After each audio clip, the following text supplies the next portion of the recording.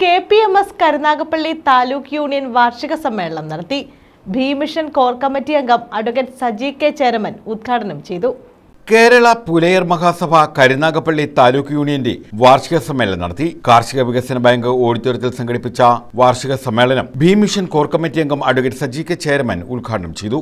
ഉദ്യോഗത്തിലും വിദ്യാഭ്യാസത്തിലും രാഷ്ട്രീയത്തിലും 3 നിലയിലാണ് സംവരണമുള്ളത്. എന്താണ്? 1 വിദ്യാഭ്യാസത്തിൽ സംവരണമുണ്ട്, 2 രാഷ്ട്രീയത്തിൽ സംവരണമുണ്ട്, 3 ഉദ്യോഗത്തിൽ സംവരണമുണ്ട്. ഇന്ത്യൻ ഭരണഘടനയുടെ 15(4) പ്രകാരം വിദ്യാഭ്യാസത്തിലും, ഭരണഘടനയുടെ 16(4) പ്രകാരം ഉദ്യോഗത്തിലും, ഭരണഘടനയുടെ 330, 332 പ്രകാരം രാഷ്ട്രീയത്തിലും സംവരണം ഭരണഘടന മുന്നോട്ട്. ഇതാണ് ഭരണഘടനയിലെ. ഇതിൽ അടിസ്ഥാനപരമായ ഒരു വ്യത്യാസം ഞാൻ കണ്ടത് പൊളിറ്റിക്കൽ റിസർവേഷൻ അഥവാ രാഷ്ട്രീയ സംവരണം ജനസംഖ്യാനുപാതികമാണ്. യൂണിയൻ പ്രസിഡന്റ് ശശി മണപ്പള്ളി അധ്യക്ഷത വഹിച്ചു. Union vice president K Rajan പതാക ഉയർത്തി. PK അനിൽകുമാർ സ്വാഗതം പറഞ്ഞു. K അശോകൻ അനുശോചന പ്രമേയം അവതരിപ്പിച്ചു. മുൻ സംസ്ഥാന കമ്മിറ്റി അംഗം KG ശിവാനന്ദൻ മുഖ്യപ്രഭാഷണം നടത്തി. യൂണിയൻ സെക്രട്ടറി V മാധവൻകുട്ടി പ്രവർത്തന റിപ്പോർട്ടും യൂണിയൻ ഖജാൻജി C പുഷ്പാങ്കദൻ വരവ് ചെലവ് കണക്കും അവതരിപ്പിച്ചു. തുടർന്ന് ചർച്ച, മറുപടി, തെരഞ്ഞെടുപ്പ് എന്നിവയും നടത്തി. യശോധരൻ വെള്ളായണിപ്പാടമായിരുന്നു വരണാധികാരി.